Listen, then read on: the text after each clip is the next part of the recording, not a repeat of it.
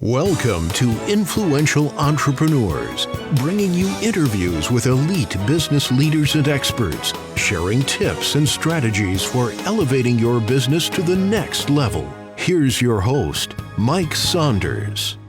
Hello and welcome to this episode of Influential Entrepreneurs. This is Mike Saunders, the Authority Positioning Coach. Today we have back with us Shawn Mercer, who's the founder of Mercer Financial Group, and we'll be talking about market volatility and sequence of returns risk. Shawn, welcome back to the program. Hey, Mike, thanks a lot for having me. I feel like I'm almost a regular now that I'm back on the program. I feel like an old veteran almost. Exactly. So I know that a lot of times when people hear the R word, risk, I don't want to talk about risk, but in reality, we want to talk about risk to see how we can mitigate it, lessen it, and things like that. So, market volatility is so important.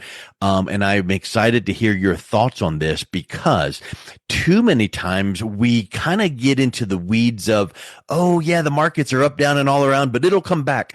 Well, that may be the case, but you need to be thinking how far ahead of retirement, how much runway do you have to allow that to happen? So where do you start when you're working with clients, educating them on the topic of market volatility? And then we'll get into what sequence of returns risk actually is. Yeah, market volatility is not anything you're going to get away from in retirement, particularly if you are invested in any type of security or even bonds as well. Market volatility is going to be part of the process. It really just is an individual thing of how much volatility are you willing to stomach. And that is a personal question that each retiree has to figure that out for themselves. That being said, kind of on our previous podcast, I'm of the belief that a person needs to be invested in some equities for the long haul because they have got to have some horsepower in their portfolio to keep up with inflationary pressure on their portfolio because people are just living so much longer in retirement, oftentimes almost the exact same time frame in retirement as they were in their working career. And that puts a lot of pressure on people's retirement savings.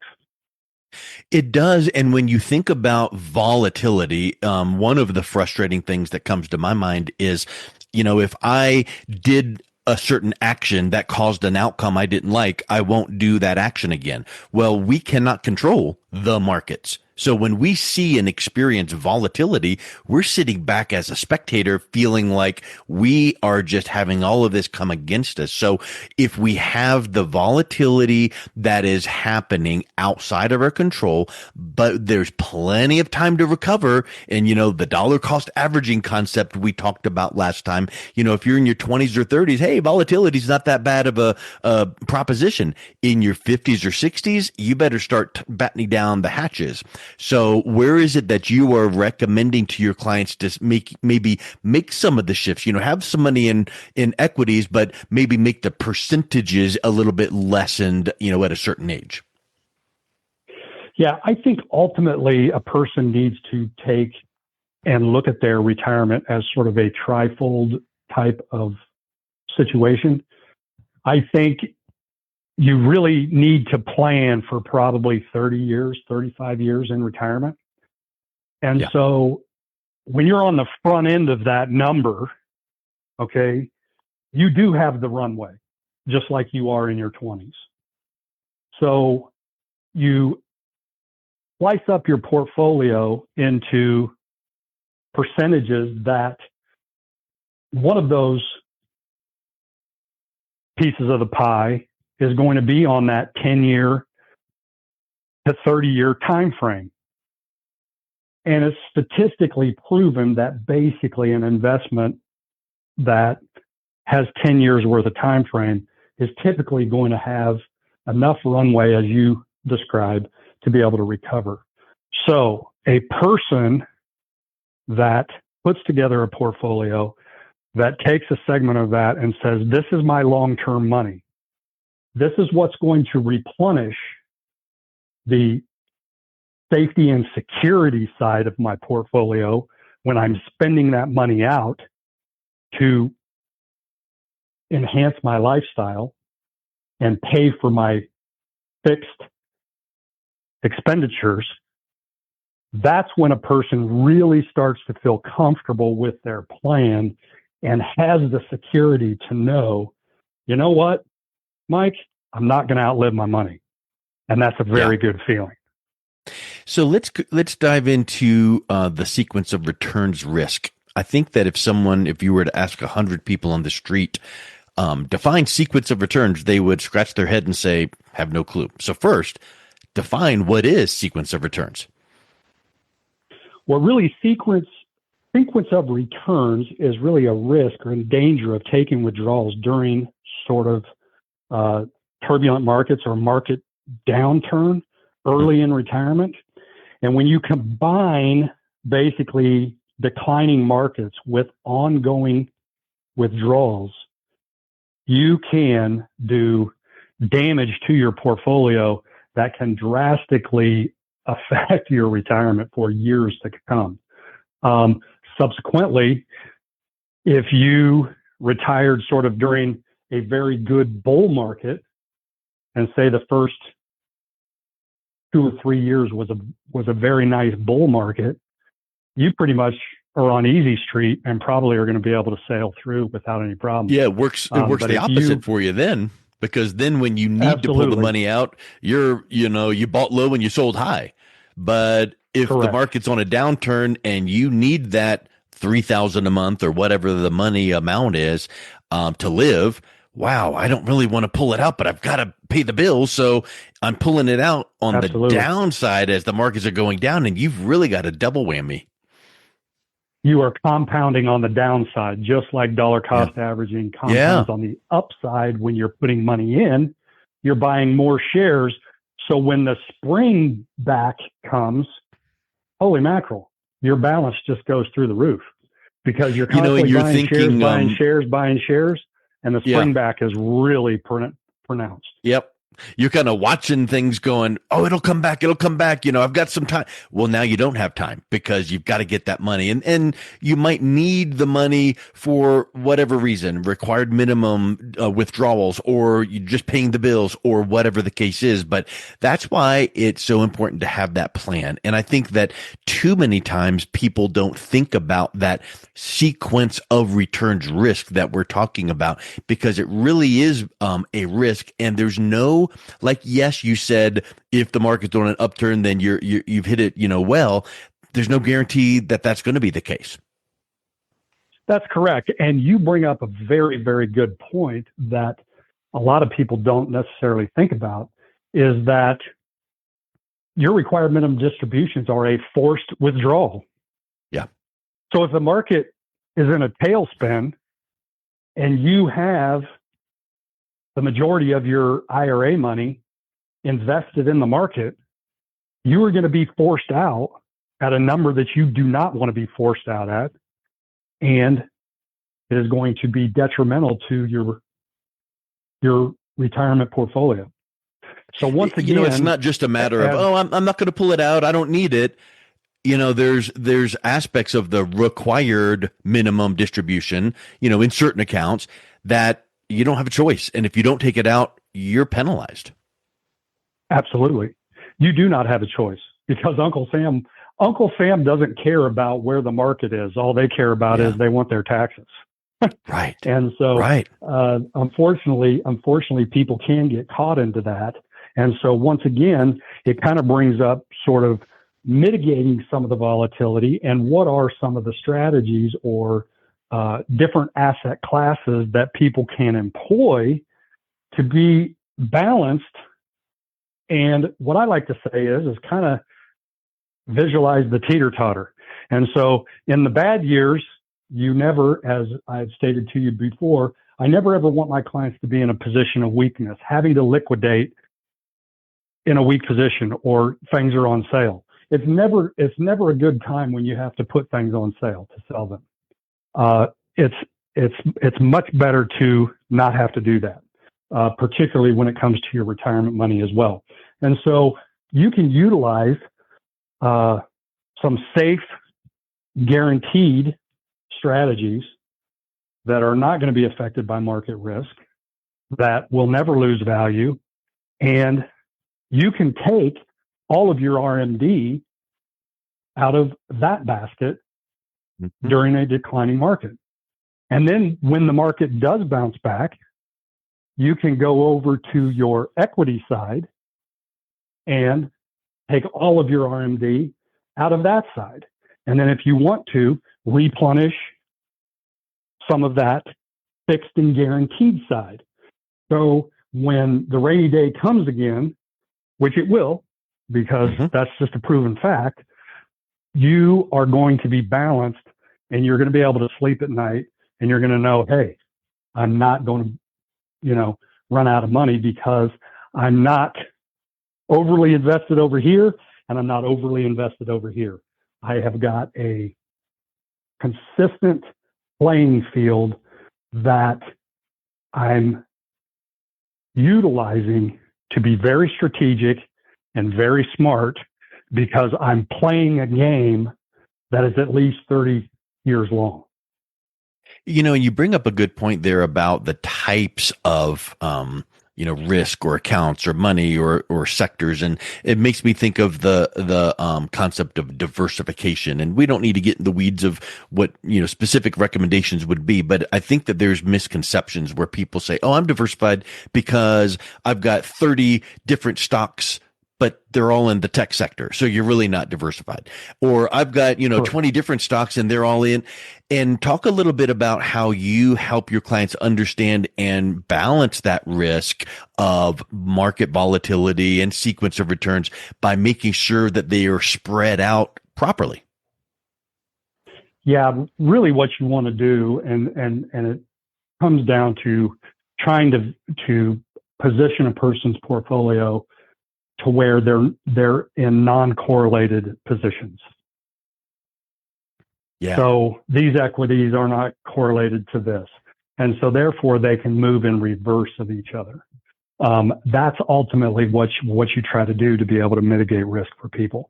Then you can also utilize and create a foundation for people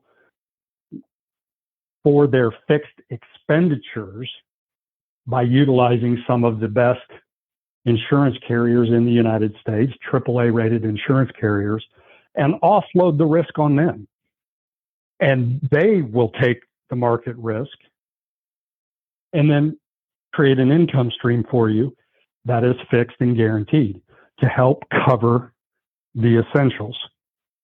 And that has really been a very, very nice strategy for a lot of retired people, that once you've got the foundation covered, then you can utilize some of those equities and some of those positions because it's a longer term time frame and you're going to be able to recover from that. And then that's a really good point. It makes me think of something where if you sat down with someone and said, okay, how much money do you need to literally put food on the table and keep the lights on, like hard living costs?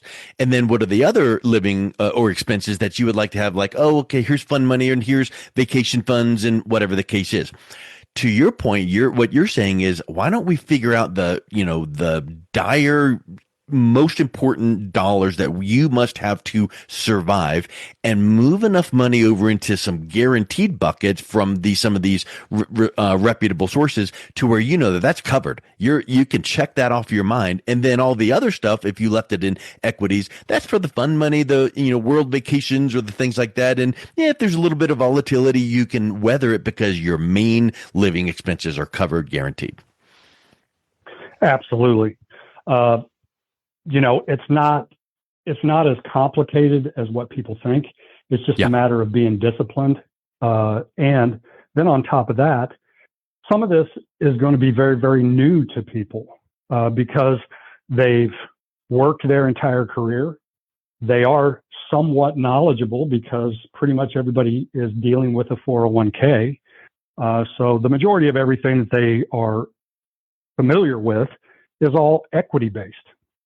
Yeah. And so then getting somebody to somewhat transition to look at sort of some fixed and guaranteed income sources, because you know as well as I do, unless you're a teacher, a civil servant, something along those lines, you're not going to retire with a pension. So the liability is on you now to create your own pension plan for yourself and your family and your spouse or whoever that may be. So in doing so, you are going to now be the administrator of that plan.